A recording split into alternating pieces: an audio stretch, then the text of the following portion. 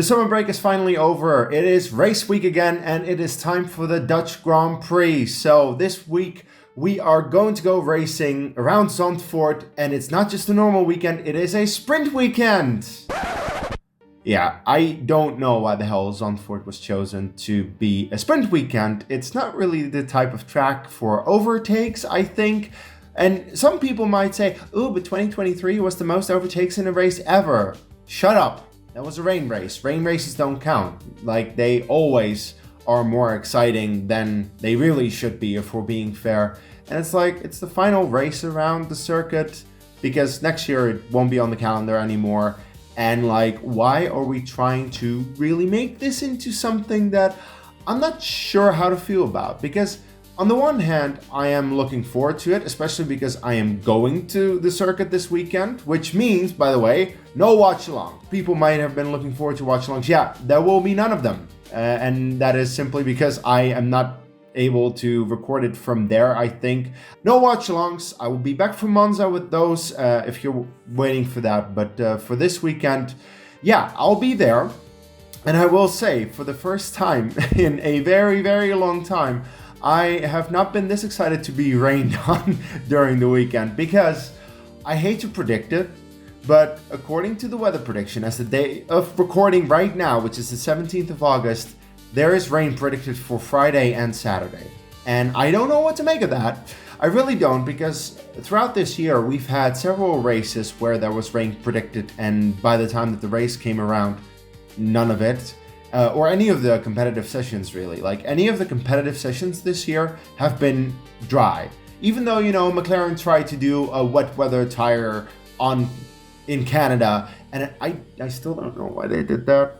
I still don't know. We could have had a great weekend in Canada, and then we decided, we're gonna just put on inter tires, and it's not gonna go well. Yeah, no.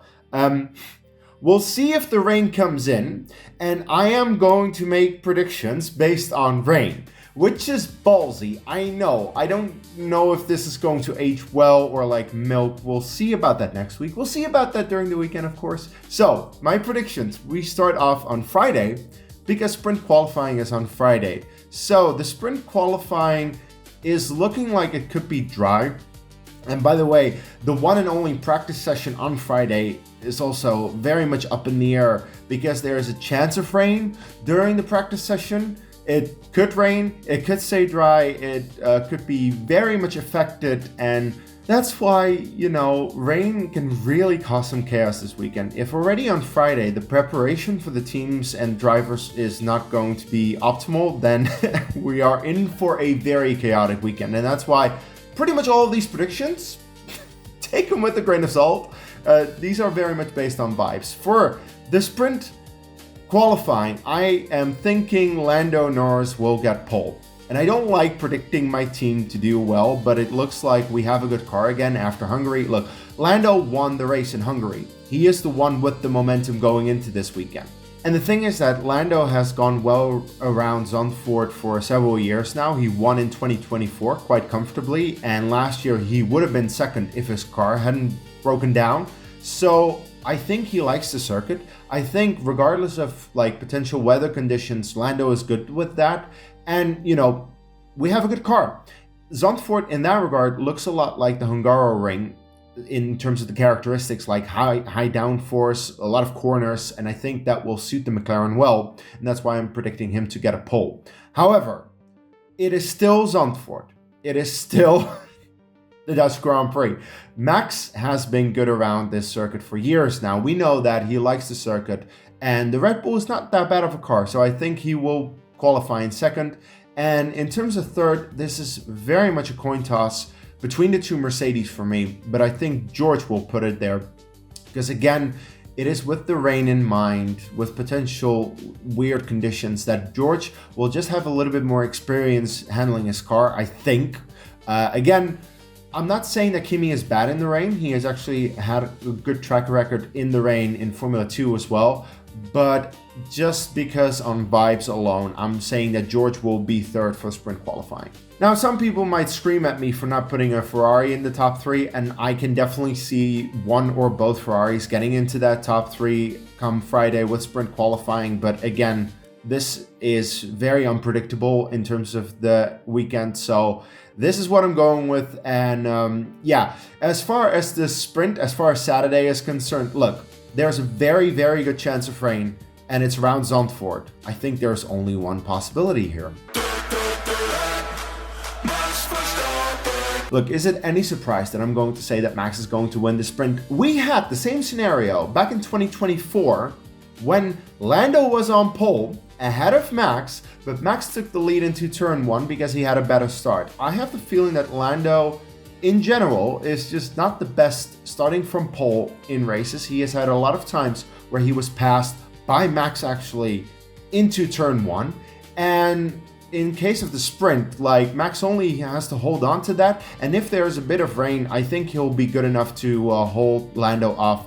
Of course, Lando will still be second. I'm pretty confident that he won't drop down too much. But yeah, Max to win ahead of Lando. And I'm going to say Oscar in third. Because, again, the McLaren is a good car. I think Oscar is also pretty decent around Zandvoort. Like, he won the race last year.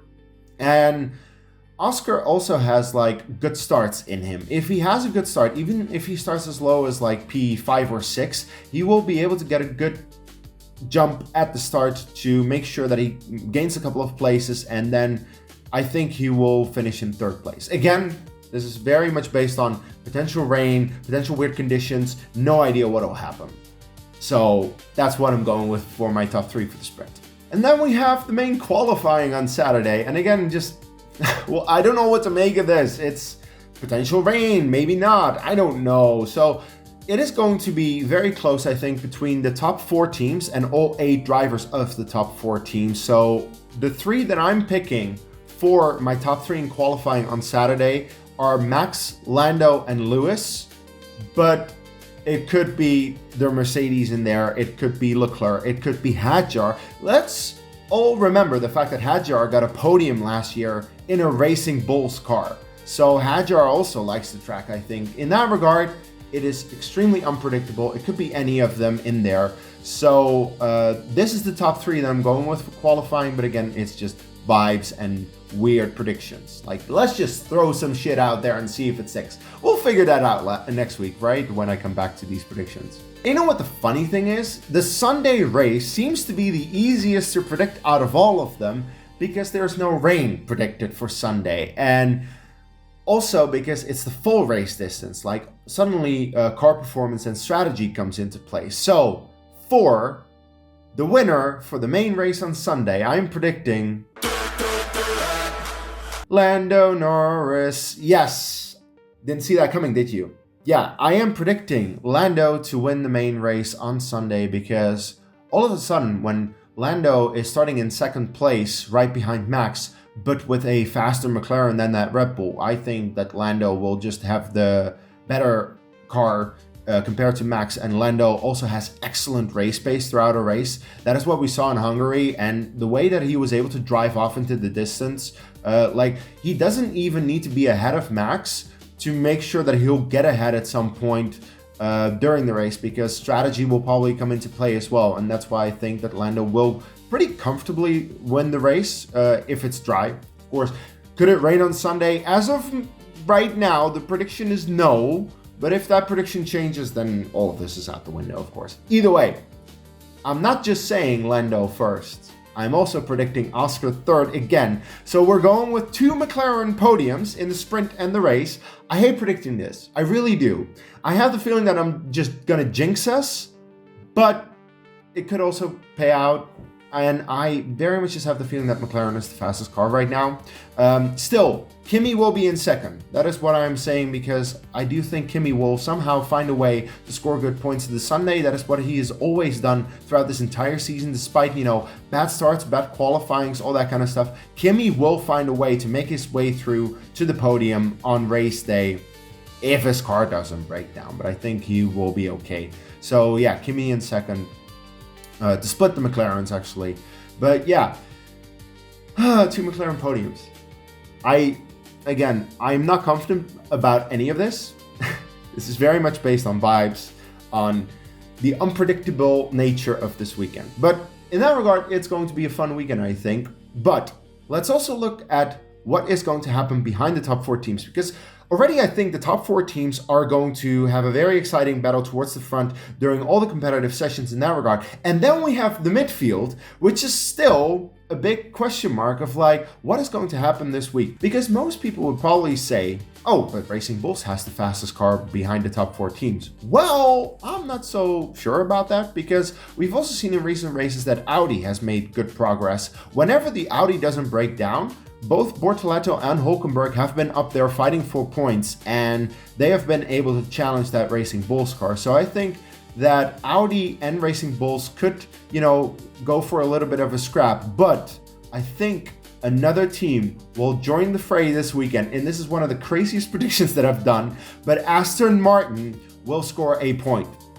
It's very bold, I know, but we have to remember Aston Martin brought an upgrade package to Hungary, and all of a sudden they finished in 13th and 14th. They beat several teams already with one upgrade package, and this weekend with the Dutch Grand Prix, Honda is bringing an update to their engine, which means they will have fresh, new, updated engines in those Aston Martins. Last time around Hungary, they already proved to be pretty decent. I think Aston Martin will take another step up, and with, the chaos happening, I honestly think that Aston Martin are going to score a point.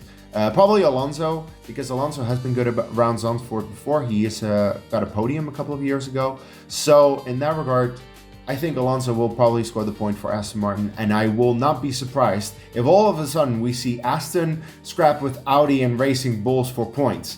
I know, that is crazy to say considering where Aston Martin was earlier in the year. Like, can we remember that they finished the qualifying 5 seconds off the pace in Spa? Spa was just a few races ago. And now all of a sudden, I'm predicting them to score points. So yeah, that was a massive turnaround for them, but hey, I think it'll happen. Now, another team that has seen a bit of a turnaround, but more so in the negative sense, I think is Alpine. Because earlier in the year, they were actually getting good points, and we will not forget the podium that Gasly got in Monaco.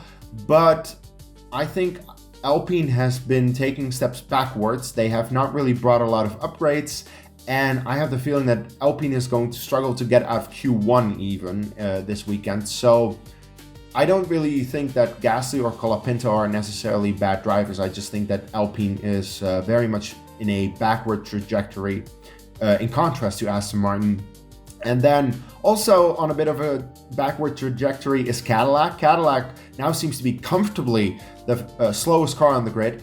Cadillac did just appoint a new team principal, Marcin Budkowski. But he is not going to do wonders instantly. He is probably going to, over time, help the team, but I don't think we're going to expect much from him this weekend just yet. So in that regard, Cadillac will still be firmly at the back for this weekend.